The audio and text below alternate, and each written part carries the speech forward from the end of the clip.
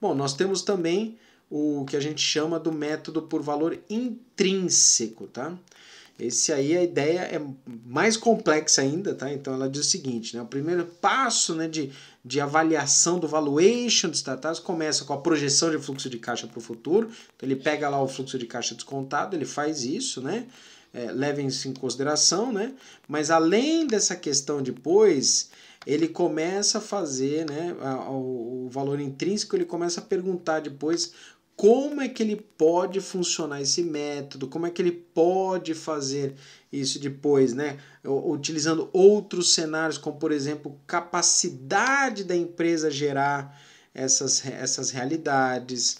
Ela pode levar em consideração alguns outros pontos, como por exemplo, qual que é o tamanho de mercado futuro, qual que é a reputação dos fundadores, quais são os aspectos dos valores da empresa, por isso que é intrínseco, né? Então, assim, de uma forma geral, se eu observar esse negócio, né, utilizando todas as possíveis variáveis que eu tenha, capacidade do gestor gerar negócios, o jeito dele fazer o negócio, a reputação dele, as barreiras de entrada que pode acontecer, ativos intangíveis, riscos gerais do negócio, por isso o valor intrínseco ele pode gerar, né, um valor específico. Tá? Isso digamos, é o método mais complexo que pode acontecer, porque ele leva em consideração muitas variáveis, é realmente complexo fazer, mas tem um aspecto específico que vale a gente comentar, que é o alto grau de subjetividade que é feita nesse modelo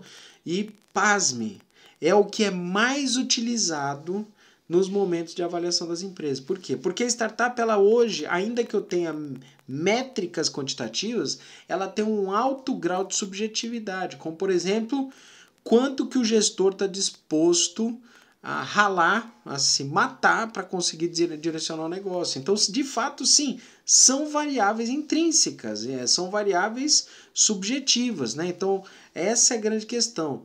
Eu tive até a oportunidade de conversar com um profissional de uma das empresas de crowdfunding, que são aquelas empresas que fazem investimento coletivo nas startups, e eu tive a oportunidade de conversar com um profissional desse.